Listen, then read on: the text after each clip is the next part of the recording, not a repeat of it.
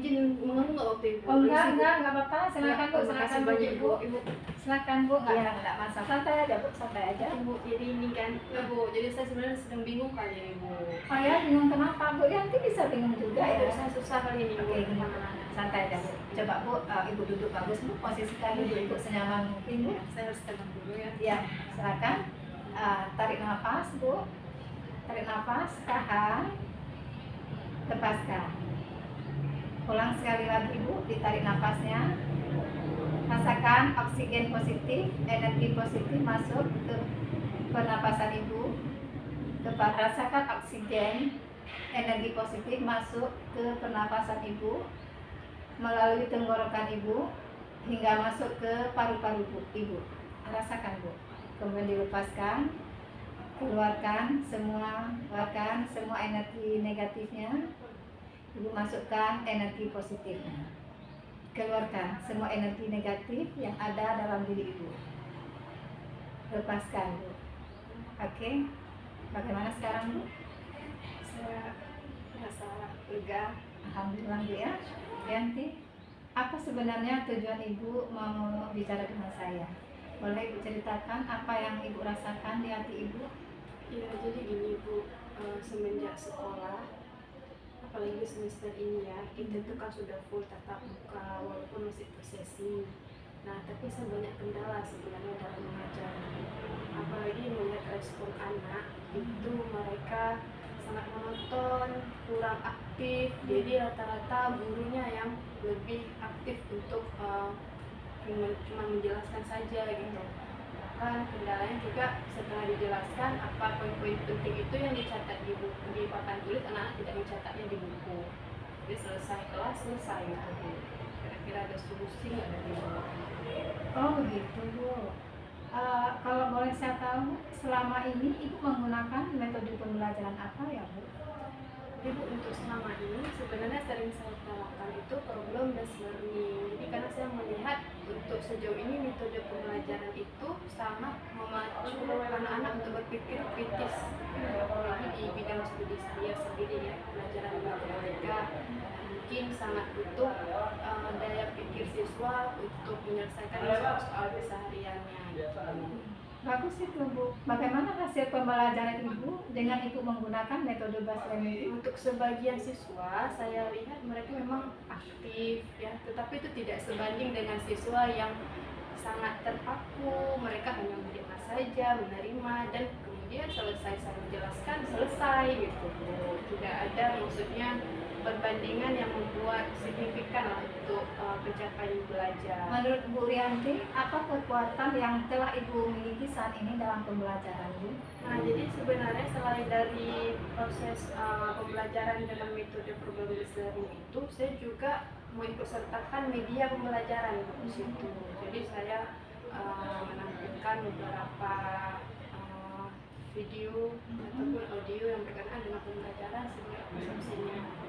Bagus itu Bu.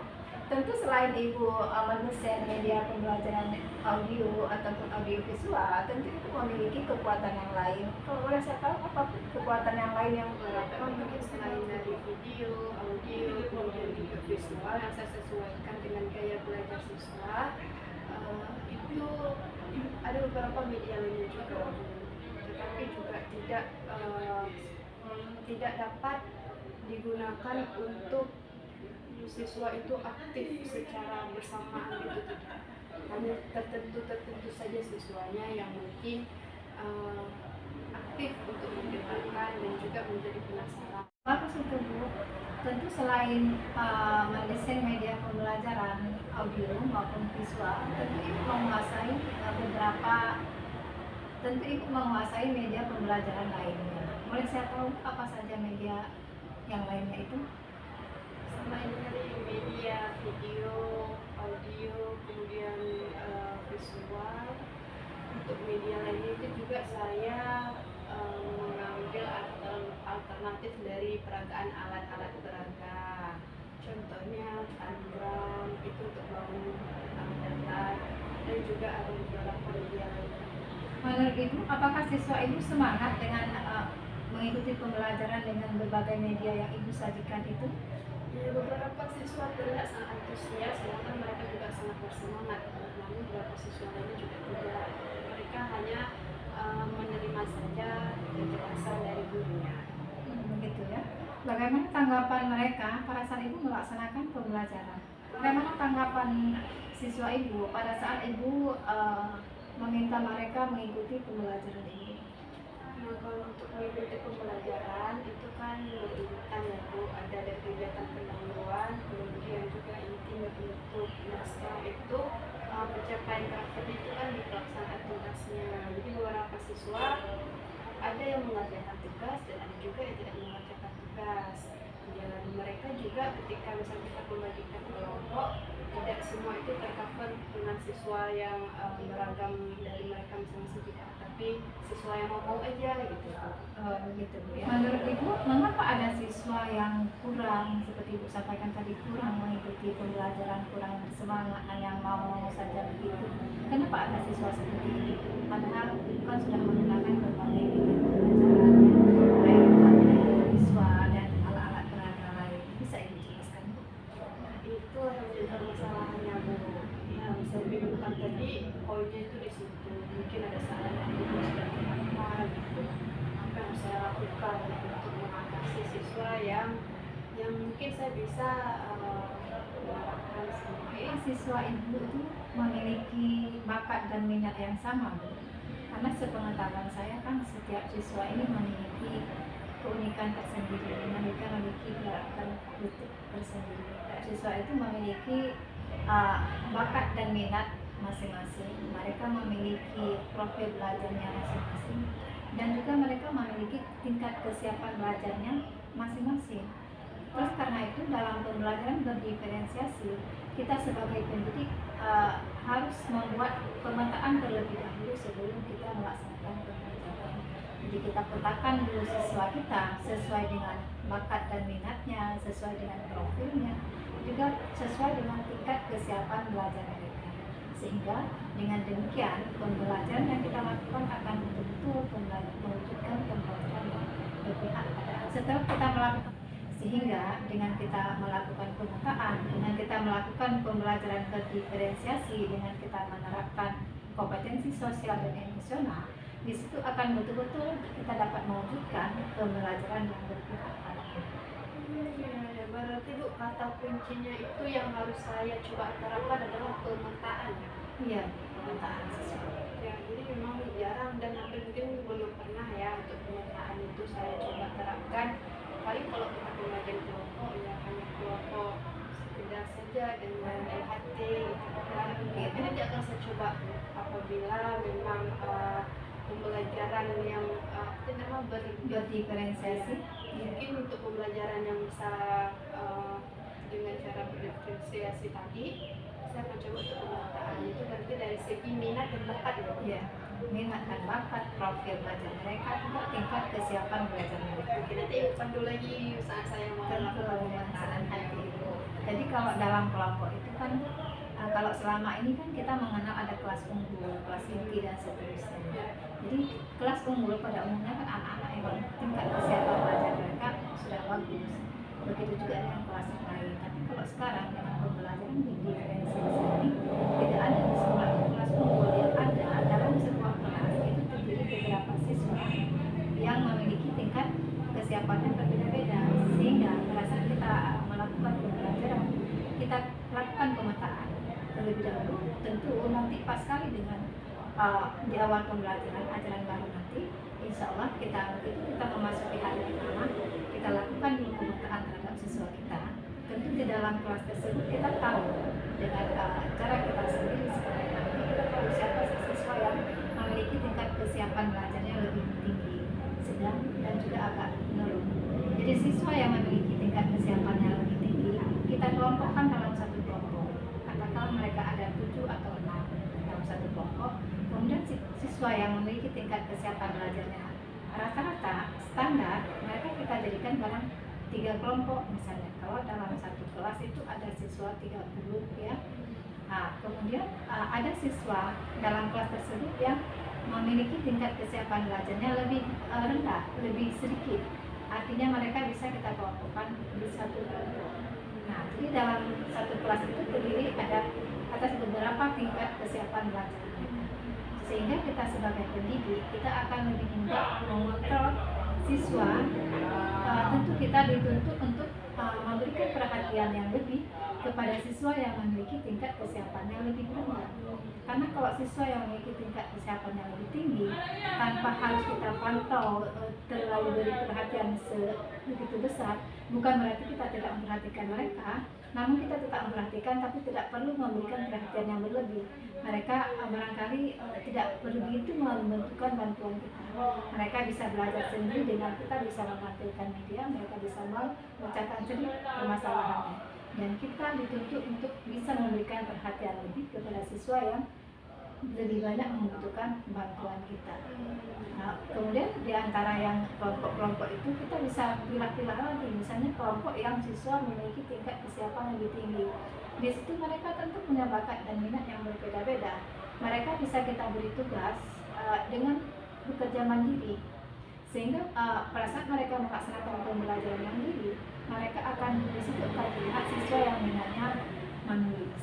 Ada siswa yang minatnya dia membuat laporan, atau ada siswa yang minatnya membuat visual, audio visual. Jadi nanti pada saat mereka mempresentasikan hasil karya, tentu akan dipresentasikan sesuai dengan minat mereka masing-masing. Jadi kalau misalnya membuat katakan membuat audio visual. Jadi kalau karya yang dibuat audio visual itu kita haruskan kepada siswa yang memiliki minat rendah, tentu akan sulit bagi mereka.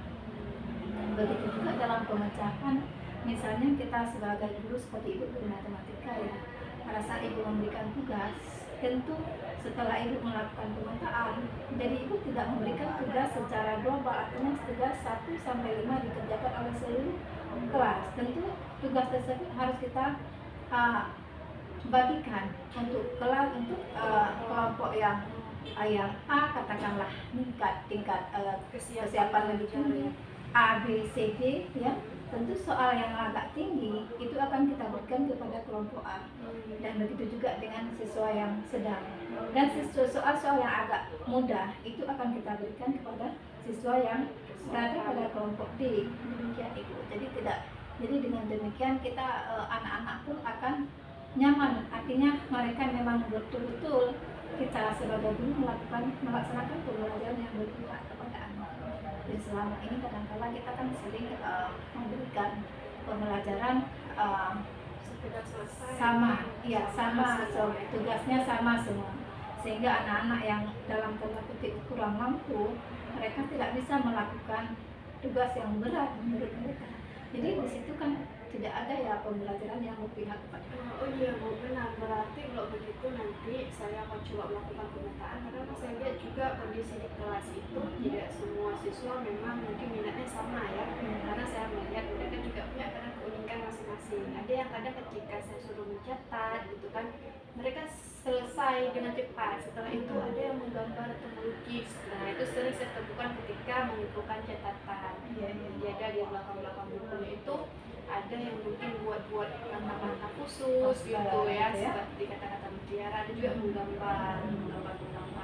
Saya kira itu punya arti mungkin ya, karena dari minat dan bakat mereka sendiri yang mungkin kita gali gitu.